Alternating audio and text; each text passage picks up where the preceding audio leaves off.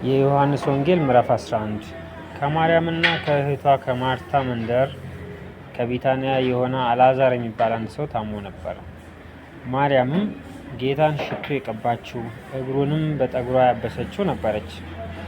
ወንድሟም አልዓዛር ታሞ ነበረ። ስለዚህ እህቶቹ ጌታ ሆይ እነሆ የምትወደው ታሟል ብለው ወደ እርሱ ላኩ።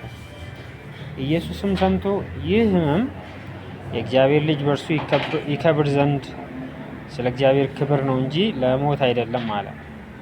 ኢየሱስም ማርታንና እህቷን አልዓዛርን ይወድ ነበር። እንደ ታመመም በሰማ ጊዜ ያን ጊዜ በነበረበት ስፍራ 2 ቀን ዋለ። ከዚህም በኋላ ለደቀ መዛሙርቱ ወደ ይሁዳ ደግሞ እንሂድ አላቸው። ደቀ መዛሙርቱ መምህር ሆይ አይሁድ ከጥቂት ጊዜ በፊት ሊወግሩ ይፈልጉ ነበር፣ ደግሞም ወደዚያ ትሄዳለህን አሉት። ኢየሱስም መልሶ ቀኑ 12 ሰዓት አይደለምን? በቀን የሚመላለስ ቢኖር የዚህን ዓለም ብርሃን ያያልና አይሰናከልም። በሌሊት የሚመላለስ ቢኖር ግን ብርሃን በእርሱ ስለሌለ ይሰናከላል አላቸው። ይህን ተናገረ። ከዚህም በኋላ ወዳጃችን አልዓዛር ተኝቷል፣ ነገር ግን ከእንቅልፉ ላስነሳው እሄዳለሁ አላቸው። እንግዲህ ደቀ መዛሙርቱ ጌታ ሆይ ተኝቶስ እንደሆነ ይድናል አሉት። ኢየሱስስ ስለ ሞቱ ተናግሮ ነበር፣ እነርሱ ግን ስለ እንቅልፍ መተኛት እንደተናገረ መሰላቸው። እንግዲህ ያን ጊዜ ኢየሱስ በግልጥ አልዓዛር ሞተ፣ እንድታምኑም በዚያ ባለመኖሬ ስለ እናንተ ደስ ይለኛል፣ ነገር ግን ወደ እርሱ እንሂድ አላቸው። ስለዚህ ዲዲሞስ የሚሉት ቶማስ ለባልንጀሮቹ ለደቀ መዛሙርት ከእርሱ ጋር እንሞት ዘንድ እኛ ደግሞ እንሂድ አለ። ኢየሱስም በመጣ ጊዜ በመቃብር እስካሁን 4 ቀን ሆኖት አገኘው። ቢታንያም 15 ምዕራፍ ያህል ለኢየሩሳሌም ቅርብ ነበረች። ከአይሁድም ብዙዎች ስለ ወንድማቸው ሊያጽናኗቸው ወደ ማርታና ወደ ማርያም መጥተው ነበር። ማርታም ኢየሱስ እንደመጣ በሰማች ጊዜ ልትቀበለው ወጣች። ማርያም ግን በቤት ተቀምጣ ነበር። ማርታም ኢየሱስን ጌታ ሆይ አንተ በዚህ ኖረ ብትሆን ወንድሜ ባልሞተም ነበር። አሁንም ከእግዚአብሔር የምትለምነውን ሁሉ እግዚአብሔር እንዲሰጥህ አውቃለሁ አለችው። ኢየሱስም ወንድምሽ ይነሳል አላት። ማርታም በመጨረሻው ቀን በትንሣኤ እንዲነሳ አውቃለሁ አለችው። ኢየሱስም ትንሣኤና ሕይወት እኔ ነኝ፣ የሚያምንብኝ ቢሞት እንኳ ሕያው ይሆናል፣ ሕያው የሆነም የሚያምንብኝም ሁሉ ለዘላለም አይሞትም። ይህን ታምኛለሽ አላት። እርሷም አዎን ጌታ ሆይ አንተ ወደ ዓለም የሚመጣው ክርስቶስ የእግዚአብሔር ልጅ እንደሆንክ እኔ አምናለሁ አለችው። ይህንም ብላ ሄደች። እህቷንም ማርያምን በስውር ጠርታ መምህሩ መጥቷል ይጠራሽማል አለቻት። እርሷም በሰማች ጊዜ ፈጥና ተነሳች፣ ወደ እርሱም መጣች። ኢየሱስም ማርታ በተቀበለችበት ስፍራ ነበር እንጂ ገና ወደ መንደሩ አልገባም ነበር። ሲያጽናናት ከእርሷ ጋር በቤት የነበሩ አይሁድም ማርያም ፈጥና እንደተነሳችና እንደወጣች ባዩ ጊዜ ወደ መቃብር ሄዳ በዚያ ልታለቅስ መስሏቸው ተከተሏት።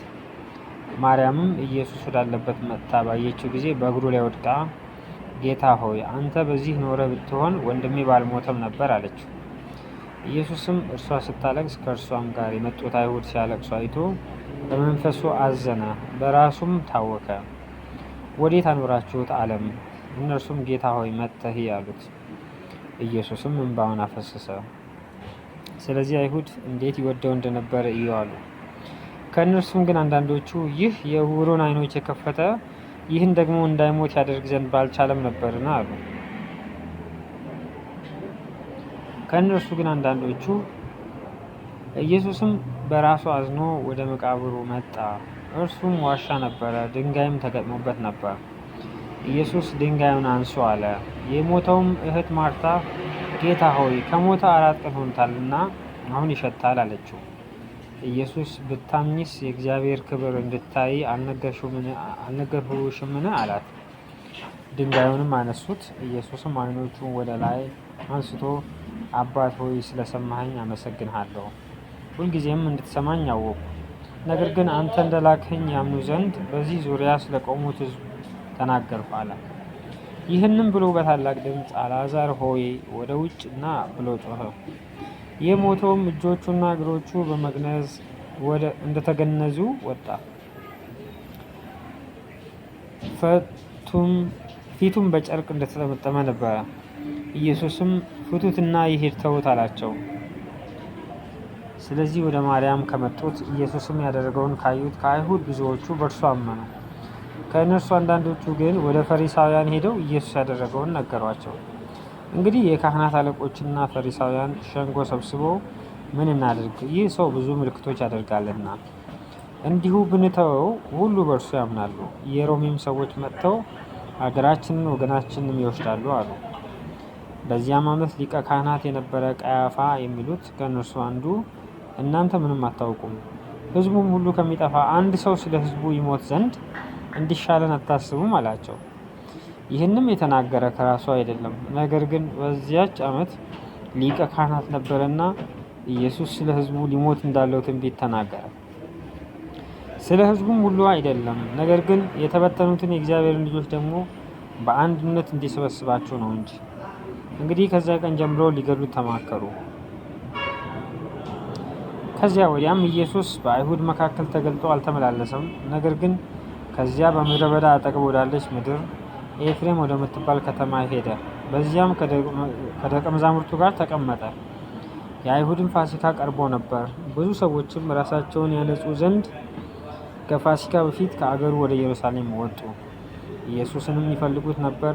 በመቅደስም ቆሞ እርስ በርሳቸው ምን ይመስላችኋል? ወደ በዓሉ አይመጣም ይሆንን? ተባባሉ። የካህናት አለቆችም ፈሪሳውያንም ይይዙት ዘንድ እርሱ ያለበትን ስፍራ የሚያውቀው ሰው ቢኖር እንዲያመለክታቸው አዞ ነበር።